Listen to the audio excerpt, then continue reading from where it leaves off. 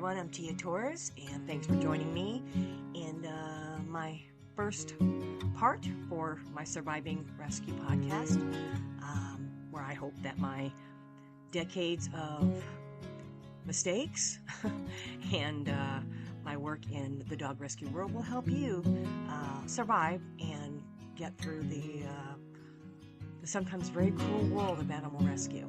Now, that being said, if you have already listened to this episode, or it sounds familiar, it's because I do have it posted in my YouTube channels and my Patreon platform, but it was under my Tia Talk podcast. I decided it was worthy of having its own, platform. So if you've already listened to episode 1 of Surviving Rescue, the head versus the heart, or the heart versus the head, you don't need to listen any further. It's the same episode. I'm just kind of re-editing it a little bit. All right, well, let's get into it. A while back, I did a little mini series called Rescue 101, and that was for people who wanted to get into how to start a dog rescue, and I think it was like a 9 or 10 part series. This particular one, I want to do a little mini series on how to survive in the animal rescue world. Now, I'm not saying I have all the answers, but I have survived for 35 years. So I must be doing something semi-correct, and I have evolved many different times in many different ways and kind of kept up with the latest and what's going on, and just trying to do what it took to think outside the box and keep our doors open. So this particular series, I'm going to be messing with y'all, all right? I'm going to do some visual. I'm going to do some AI stuff. I'm going to do it in a different way because all of these things you're about to see and hear are all going to play into a part of what this series is about.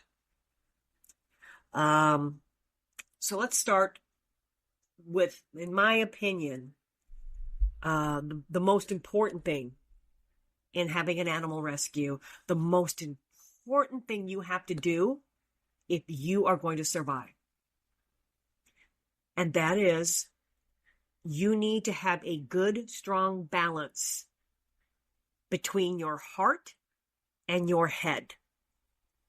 And what I mean by that is you have to look at your animal rescue as not just a place to save whatever particular animal you want to help, but you have to look at it as a business as well. Okay? That means when trying to solicit for donations, it's competition. It's competition, baby.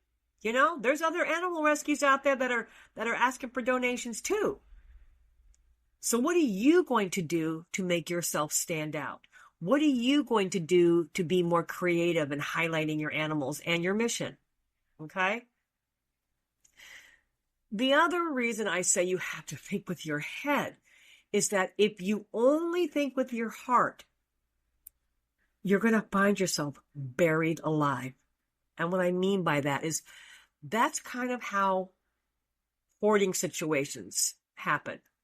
They think with their heart. And that's what that is. That is someone who has become so passionate that that's all they think about. They don't think about the repercussions of what could happen when there's no more money, when there's no more donations, food for their animals, food for themselves, how they live. Their house is filthy. I mean, these are things that common sense should prevail. But when you think with your heart so much, you become clouded. Okay? And thankfully, and I don't know why, but I have always been able to go like 50-50. 50% heart, 50% head. 50% with my emotion, 50% with my common sense. And I think that's what has helped me. Now, what I want to do with this series is I don't just want to talk. I want to show you things that we are currently doing to help keep us afloat. And I'm going to break it down step by step. And I mean, I don't know what day you're listening to this, but we are in July of 2025. And as of today, your number one tool, your secret weapon,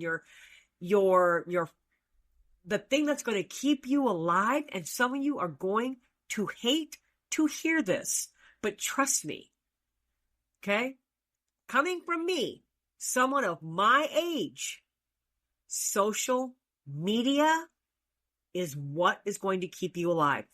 You are going to have to learn it, love it, and live it. If you do not, you probably will not last much longer, because the competition, again, is fierce out there. And I know some of you are shaking your heads and saying, no way, I'm not techie. Girl, boy, whoever's listening, you see how old I am, right? Well, guess what? I'm more techie than my kids. I'm pretty friggin' techie, okay? I'm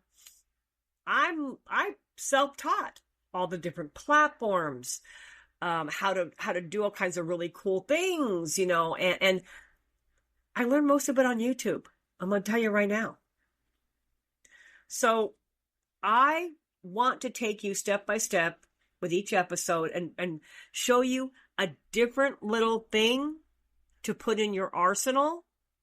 And you can pick and choose what you like. For example, I don't personally use Instagram, but my daughter and my daughter-in-law does, and they kick butt on it. Okay. I just never got into it. Never got into Instagram. So it's just a matter of preference, what you want to use. But there's so many other things that you can do that I can teach you, like literally step by step. And you know what? All else fails, find a kid to help you. Okay. But I would like to see you learn some of this stuff, because it keeps the control with you.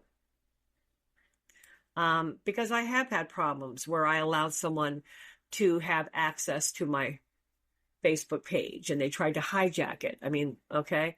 So this is what Surviving Rescue is all about. It's trying to give you some ideas on some cool things that you can do to bring in donations to get more attention to your animals and get them homes.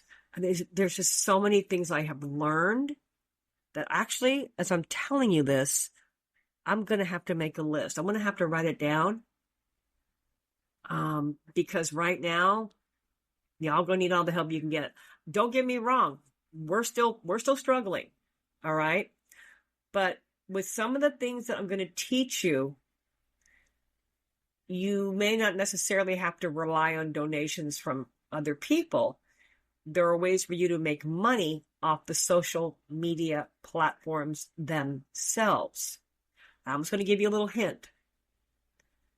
In a few months with very limited posting on YouTube, okay? Because let's face it, I still have to run this huge dog rescue. I have a poop ton of dogs at my house, all right? So it takes up a lot of my time. But in a matter of just months, I went from, I forgot what the amount was on YouTube, to what I'm making now on YouTube from YouTube, okay? Not from like a donor, from YouTube itself, that I was able to remove myself off of the Villalobos Rescue Center's payroll. I no longer get a paycheck.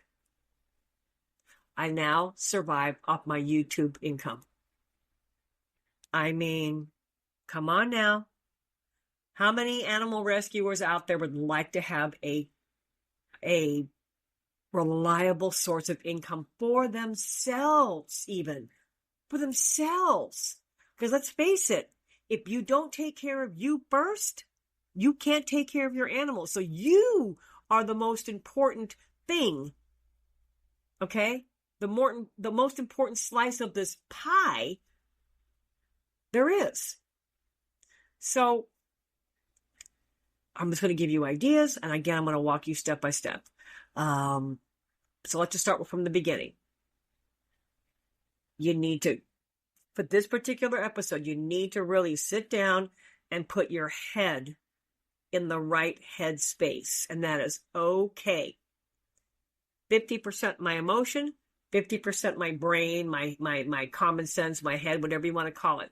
I need to now look at my animal rescue as a business. At the same time, you still have compassion and love for the animals you're trying to help. All right? So let's just leave it at that. And the next episode, we're going to jump into the next step. All right. God, I just gave myself like a headache. That was intense. Okay, well, again, I'm going to remind you, there's going to be a lot of AI involved in this because AI can be your friend. It's my friend now, okay? There's going to be a lot of different kinds of visuals I'm going to give you. I'm going to be all over the place on this particular series, all right? Just know that I'm coming at you with a place of caring and wanting to see you succeed, all right? Okay, well, we'll catch up on the next one, and I don't have a great tagline to end this episode, so I'll use my good old standby. I will see you when I'm looking at you.